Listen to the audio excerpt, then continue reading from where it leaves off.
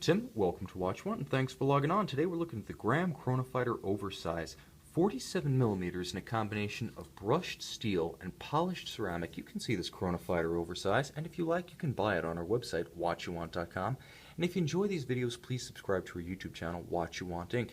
Now you can see on my wrist, 6 1/3 inches, 16 centimeters in circumference.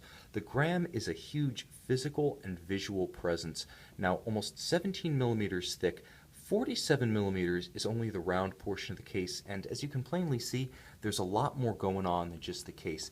Fortunately, it's more of a lengthwise span, because top to bottom, that is from the edge of my wrist to the opposite edge, the watch is not that broad. The lugs are nice and pared down. The strap will pull down almost perpendicular to the horizontal sweep of the case, so there's no problem getting this watch to physically fit on a smaller wrist. And you can see the conical shape of the case back means that it will nestle into the skin. It'll actually sink in just a bit when you buckle it down, so the height is not oppressive. That isn't to say that it's automatically going to conform to a dress cuff. The idea of it sliding under a dress cuff is going to be touch and go depending on how tight you wear your cuffs, how tight your sleeves are. A jacket should not be a problem. A sport blazer, nothing along those lines is going to challenge this watch, but you can see because of the extension of the chronograph trigger mechanism, that huge assembly on the left side of the case, it may not be compatible with a long sleeve. But that's fine because a short sleeve is generally how you're going to wear this watch. Now Graham's kind of a unique provocateur in the modern high horology space. Along with Hublot, they court controversy with flamboyant designs, technical aesthetics, and immense case sizes. They also avail themselves of technological imagery and mixed materials to set their watches apart. I'll get into that in a moment, but first I want to talk about one of the ergonomic aspects of the mixed materials philosophy that really works. This strap, which is a sort of sailcloth textile, is nicely consonant with the blue of the dial, but also immense in its thickness and its coarse texture as it abuts the lugs. But you can see how it actually tapers off, visually conforms nicely with the case, but as it reaches the soft underside of the wrist, it becomes very pliant and flexible, pulls down almost perpendicular to the horizontal sweep of the case. So between that factor and the souplesse of the extreme ends of the strap, you're going to have no problem fitting it on a wrist as small as 15 centimeters. But the mixed material aspect includes this supple, rubberized portion underneath.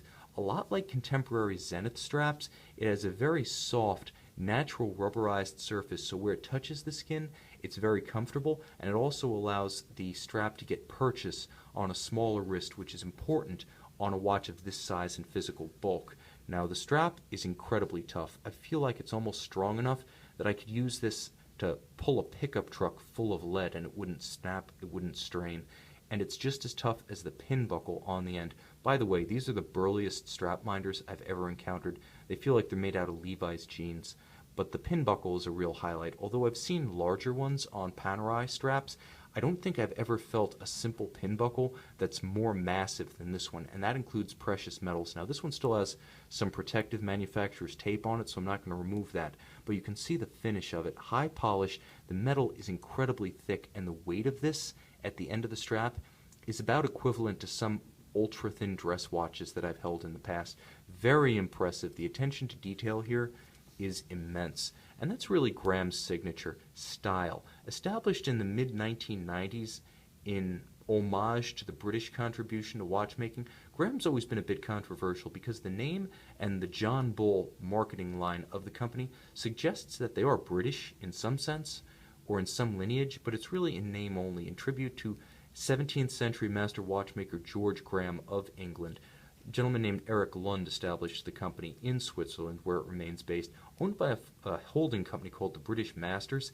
They design their watches with what some might call a Battle of Britain sensibility. That is technically inspired, almost a military design ethic. And with the Chronofighter Oversize line, Graham has really come into its own, found its identity, found its signature watch. Before that, they had a mix of classically styled timepieces that might have done justice to the idea of old-school watchmaking, but simply didn't excite many modern enthusiasts. But the Chronofighter, as you can see, is anything but generic. You can see this trigger right here at 9 o'clock on the case, designed not so much as a direct reference to any mid-century watch, but as a sort of functional anachronism. It's more suggestive of mid-century stopwatches, aviation watches, technical instruments, and it's actually quite intuitive to use. You can see conventionally on the wrist, the pincer motion of the hand is very natural, and it makes the actuation of the forged carbon fiber and CNC machined chronograph trigger very natural, easy, really second nature. And of course the reset itself, likewise, it's just an easier chronograph mechanism to use, and although it can be a challenge to wind, the automatic winding caliber should take care of most of that for you. The other feature that really sets this watch apart is the mixed materials. You can see the carbon fiber. It actually has a metal insert within it to make it robust and avoid fracturing. You can see there's actually a hobnail cut rubber insert in the chronograph reset trigger. You can see the polished and brushed case in stainless steel that segues into a polished ceramic bezel framing the sapphire crystal over a gorgeous metallic sunburst blue dial. Now here the technical aesthetic, again loosely aviation inspired, continues. A tachometer scale around the outer circumference of the hour track, all Arabic numerals, legibility is excellent with cathedral style hands in the center completely loomed. There's a little bit of calculated asymmetry with the off-centered sunken black constant seconds and chronograph minutes register. When you set the chronograph in motion, the watch has the look of a vintage instrument. Again, it's something you can't quite place because it's not referencing anything specific, but that's the sign of success because Graham's managed to capture the spirits of those old watches without directly aping the form of any of them. Now the sunburst is gorgeous. It makes this one of the more versatile Graham references. Although not a dress watch, it is a little bit more subdued with the combination of mostly brushed metal, black, and sunburst blue metallic. With the inset black elements, it has a nicely balanced style that's nevertheless distinctive of Graham, and you gotta love the offset reversed date set between the 8 and the 9 rather than the 4 and the 5. I enjoy that. I also enjoy the asymmetrical spacing of the 1, the 2, and the 4 and the 5 in order to accommodate the constant seconds at 3 o'clock. Little visual tics like that make this watch a rewarding experience during repeat viewing. It's the kind of watch you get to know better with time because there's always something new to notice. Cleverly designed, also robustly manufactured, the case feels like a tank, not an aircraft, but the movement itself is a tried and true trooper. This is a 7750 based chronograph movement that has been rotated 180 degrees in the case. You can see the classic 7750 balance cock and regulator.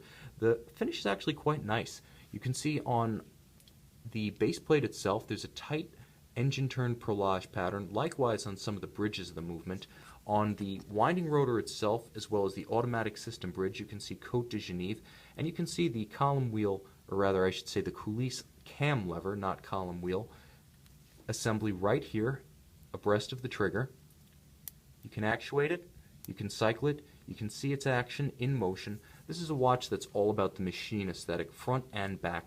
Versatile, handsome, maybe not one for a dress cuff, but definitely one for most occasions. With abundant water resistance, mechanical reliability thanks to that 25 Joule Valjoux 7750 automatic winder, it's the perfect, highly technical, oversized sports watch for the man who wants something just a little bit different.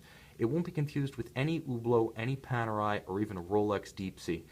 This is a watch that, at the same time, has a bit more taste and discretion than something like a two-tone Yachtmaster 2 or a giant gold King Power. This is a watch for someone who likes the idea of the oversized sports watch but doesn't want the one that everyone else has. Gorgeous in a combination of steel ceramic and sunburst blue metallic. You can see this Graham Chronofighter Oversize on our website, watchyouwant.com.